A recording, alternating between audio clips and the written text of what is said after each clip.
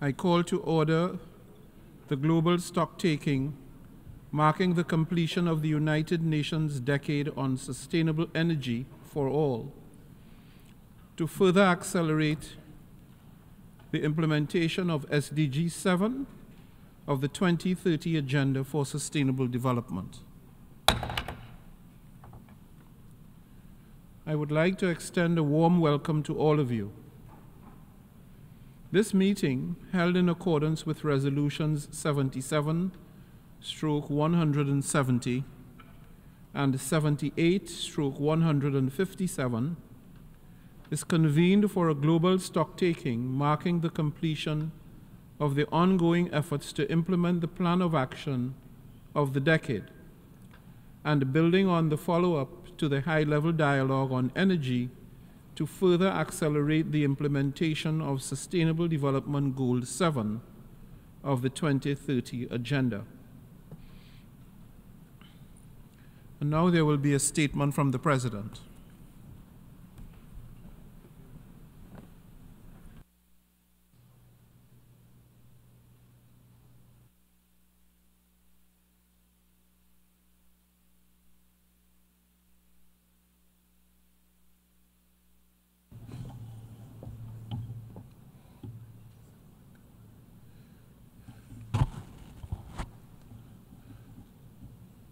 Ms. Damilolo Agunbiyi, Special Representative of the Secretary General for Sustainable Energy for All and co-chair of UN Energy, Excellencies, Honorable Ministers, ladies and gentlemen, I thank you all most sincerely for joining today's global stocktake, marking the completion of the United Nations Decade of Sustainable Energy for All.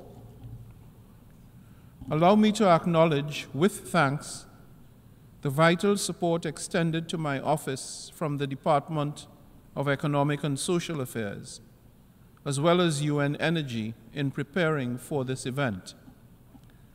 And let me also warmly welcome our invited speakers, the scene setters and ministerial respondents, who will share their rich perspectives as we reflect on the decade as a basis for helping us chart our path forward.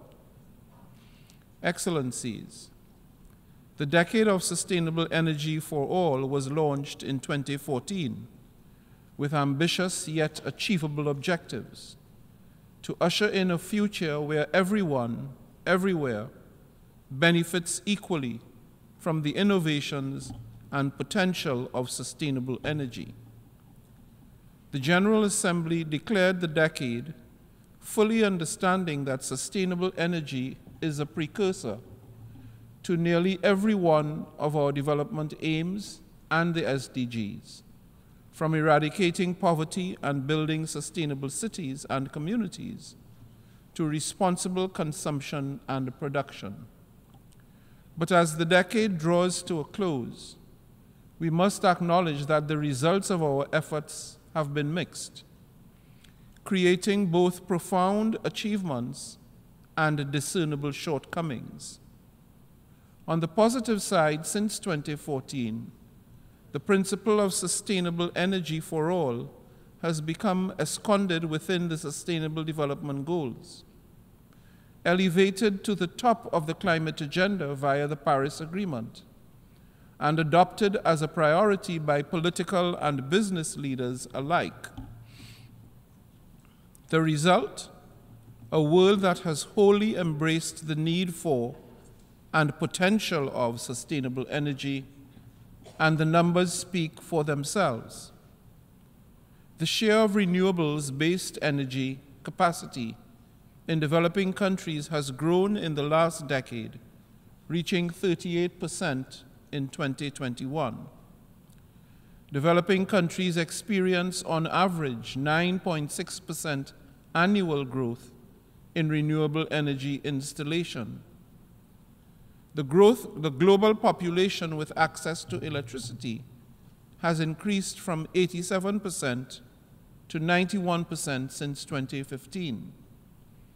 And in 2021, 71% of the global population had access to clean cooking fuels and technologies, up from 64% in 2015. These numbers are a clear testament to our determined efforts to empower people everywhere while making strides in protecting the environment.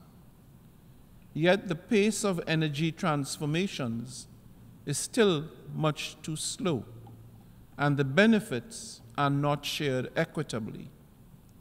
473 million people in least developed countries alone remain without electricity. A further 2 billion people continue to rely upon harmful fuels to meet their energy needs.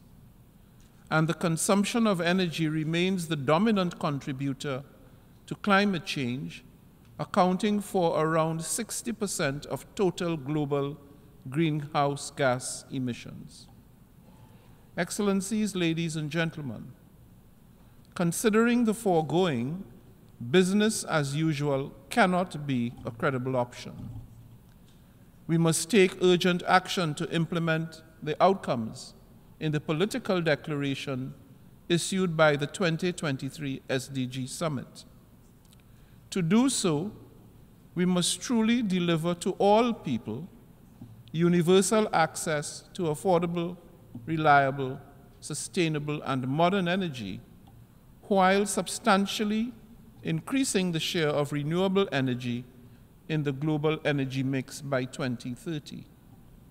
We must also capitalize on the momentum afforded by COP28 to pursue a tripling of renewable energy capacity globally and a doubling of the global average annual rate of energy-efficient improvements.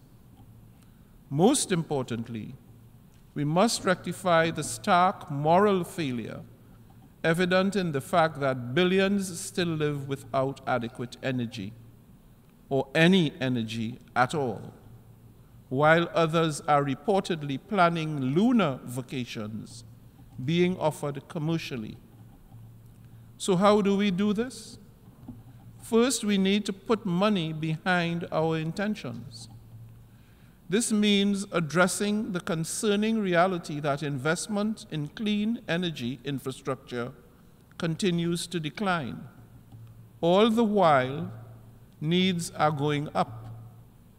And this is especially important given that at least $35 billion annually is needed to reach universal electricity access by 2030.